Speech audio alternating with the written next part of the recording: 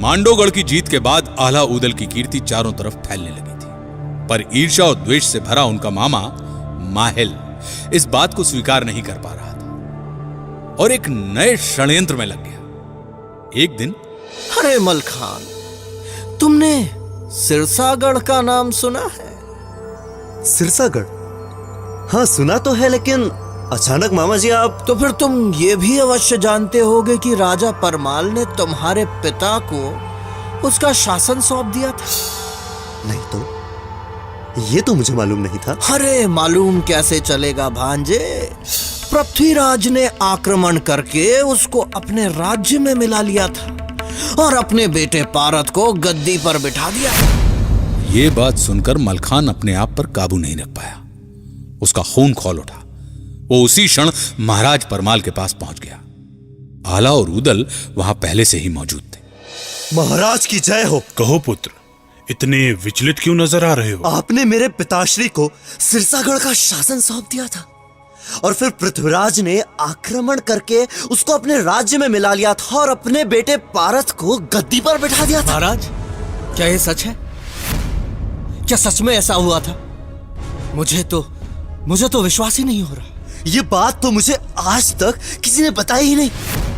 इतना बड़ा अनर्थ और हमें सूचना तक नहीं। देखो पुत्र, गड़े मुर्दे उखाड़ने से कोई फायदा नहीं है और फिर पृथ्वीराज बहुत बड़े वीर हैं और उनके पास विशाल सेना भी है। उनसे युद्ध करना मानो मौत को बुलावा देना है और फिर जितना राजपाट हमारे पास है वो पर्याप्त है। क्षमा करें महाराज, हम सर कटा सकते हैं लेकिन सर झुका नहीं सकते। बिल्कुल, सिरसागढ़ को हमें पुनः जीतना होगा। हमें अपना खोया हुआ स्वाभिमान और सम्मान वापस चाहिए। लंबी बहस के बाद महाराज परमाल ने सिरसागढ़ पर आक्रमण करने का हुक्म दे दिया। अगले कुछ ही दिनों में सिरसागढ़ पर आक्रमण की तैयारी पूरी कर ली गई। फिर से आला के हाथों में महोबा की सेना की कमान सौंप दी गई। एक दूत के हाथों सिरसागढ़ के राजा और दिल्ली के महाराज पृथ्वीराज चौहान के बेटे पारत को यह संदेश भेजा गया कि या तो युद्ध करो या फिर किला खाली कर दो। अकस्मात यह संदेश मिलने के बाद राजा पारत घबरा गया। उसने तुरंत महामंत्री को अपने कक्ष में बुलवा भेजा। मुझे तो कुछ समझ नहीं आ रहा है मंत्री जी। बड़ी विकट परिस्थिति है महाराज। हमारी सेना इस अकस्मात युद्ध के लिए बिल्कुल भी तैयार नहीं है, लेकिन मांडवगढ़ जीतने के बाद महोबा की सेना के हौसले आसमान को छू रहे हैं। कुछ तो करना ही होगा। इस तरह हम हाथ पे हाथ धरकर नहीं बैठ सकते। महाराज, मेरा विचार है कि महाराज पृथ्वीराज चौहान को शीघ्रातिशीघ्र इस स्थिति की सूचना भेज दी जाए। मंत्री का सुझाव मान पारथ ने अपने पिता महाराजा पृथ्वीराज चौहान को पत्र भेजा। महामंत्री, हमारे हिसाब से सेना को तुरंत सिरसागढ़ के लिए रवाना कर दिया जाना चाहिए। आपने ठीक फरमाया है महाराज। 10,000 सैनिक, सभी घुड़सवार, ताकि वे जल्द से जल्द सिरसागढ़ पहुंचकर मोर्चा संभाल सके। सेनापति चामुंडा राय, आप कल तड़के ही सिरसागढ़ के लिए कूच करें। जो आज्ञा महाराज। महाराजा पृथ्वीराज चौहान के आदेश अनुसार उनकी सेना का रणनायक चामुंडा राय 10,000 सैनिकों की फौज लेकर सिरसागढ़ की ओर रवाना हो गया।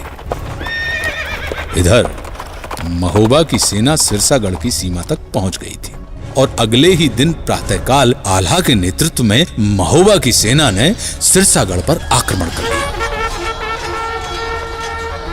पारस भी अपनी सेना के साथ तैयार। रणभेरियां बज उठी थी। युद्ध आरंभ हो चुका था। 6 दिनों तक घनघोर घमासान युद्ध होता रहा और कोई निर्णय न निकला कि घोड़ा बिचला था ऊदल का, जिसमें बहे हजारों जवान। आधी जमुना में पानी बहे, आधी बहे रतत की धार। और फिर 7वें दिन ऊदल ने तलवार मारकर पारत को घायल कर दिया। घायल पारत ने युद्ध क्षेत्र से भागकर अपनी जान बचाई। यह साफ हो गया था कि जब तक महाराज पृथ्वीराज चौहान की सेना नहीं पहुंचती तब तक महोबा की सेना से पार पाना कठिन है कि बड़े लड़ैया महोबा वारे इनकी मार सही नहीं जाए। खुशकिस्मती से चामुंडा राय अपने 10,000 जांबाज सैनिकों के साथ सिरसागढ़ पहुंच चुका था। चामुंडा राय को लगता था कि वो अपनी इतनी बड़ी फौज के साथ महोबा के कुछ मामूली से सैनिकों को आराम से परास्त कर देगा।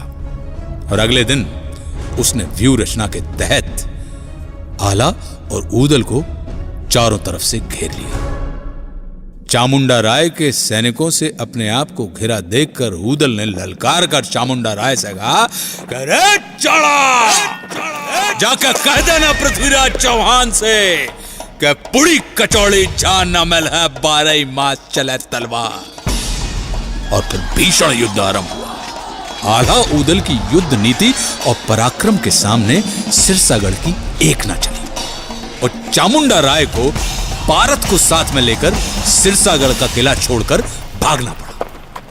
महोबा के वीर रणबांकुरे एक बार फिर से विजयी हुए थे कि बड़े लड़ैया महोबा वारे, इनकी मार सही न जाए, एक कुमार धुई मर जाए, तीसरा खौफ खाए मर जाए, मरे के नीचे जिंदा लुक गौ, ऊपर लोथ लई लटकाए। सिरसागढ़ की लड़ाई जीतने के बाद आला ऊदल का ओहदा बहुत ऊंचा हो गया था। ना केवल महोबा बल्कि पूरे भारतवर्ष में इनकी शूरता के नाम का डंका बज रहा था। राजा परमाल भी इस विजय से बहुत प्रसन्न थे। उन्होंने मलखान को सिरसागढ़ का प्रभारी बना दिया। लेकिन माहिल इस बात से खिन्न था और वो मन ही मन सोचने लगा कि क्या किया जाए कि आला ऊदल की ये कीर्ति, ये यश अपयश में बदल जाए। एक दिन आला और ऊदल को एक गंधर्व ने 5 घोड़े दिए, जिनका नाम था पक्षीराज, मृगराज, राजसुजान, पवनवेग और मनवेग। ये घोड़े इतनी तीव्रता से भागते थे कि लोगों को लगता था कि ये घोड़े हवा में उड़ रहे हैं, अधर में चल रहे हैं। आला ऊदल इन घोड़ों को युद्ध के लिए तैयार करने लगे और माहिल को एक तरकीब सूझ गई। वे सीधे रनिवास में जाकर अपनी बहन मलहना से मिले और मलहना के कान भरने लगे। बहना, प्यारी बहना, सुनाई दे रहा है कि आला ऊदल ने घोड़े खरीदे हैं, बेशकीमती घोड़े। लेकिन मैं इस बात से चिंतित हूं कि अचानक ऐसे घोड़े खरीदने की क्या दरकार। मुझे तो दाल में कुछ काला नजर आ रहा। इसमें काला क्या है भैया? युद्ध के लिए तो घोड़े हमेशा खरीदे जाते हैं। कितनी भोली है मेरी बहना। ये घोड़े युद्ध के लिए नहीं खरीदे गए। युद्ध के लिए नहीं खरीदे गए तो फिर किस लिए? अब बहना मेरे मुंह से झूठ ना निकले, लेकिन जहां तक मेरे गुप्तचरों ने बतलाया है कि आला ऊदल के मन में खोट, ये दोनों महाराज और ब्रह्मा को मारकर गद्दी पर कब्जा करना चाहते हैं, तभी ये घोड़े इकट्ठे कर रहे हैं। ये आप क्या कह रहे हैं भैया? नहीं, ये सच नहीं हो सकता। बहन, मन तो मेरा भी चाहता है कि ये बात झूठ हो, लेकिन कहीं अगर ये बात सच निकली तो फिर उस दिन हम क्या कर पाएंगे। इसीलिए उचित तो यही होगा कि तुम महाराज को इस बात से अभी अवगत कराओ। हाँ, आप उचित ही कह रहे हैं। मैं अभी जाके बात करती हूँ महाराज से। मलहना आला ऊदल को अपने सगे बच्चे से अधिक प्रेम करती थी, लेकिन इधर माहिल की बातों ने मलहना के मन को दूषित कर दिया। आखिर वो एक पतिव्रता पत्नी थी और मां भी थी।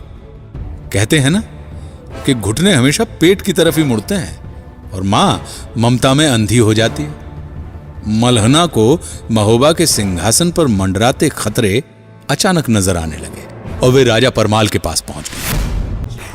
महोबा के कवि कुल श्रेष्ठ जगनायक या चारण जगनिक राव द्वारा लिखित परमाल रासों की इस अमर वानगी में उल्लेख है बुंदेलखंड के 2 असीम शूरवीरों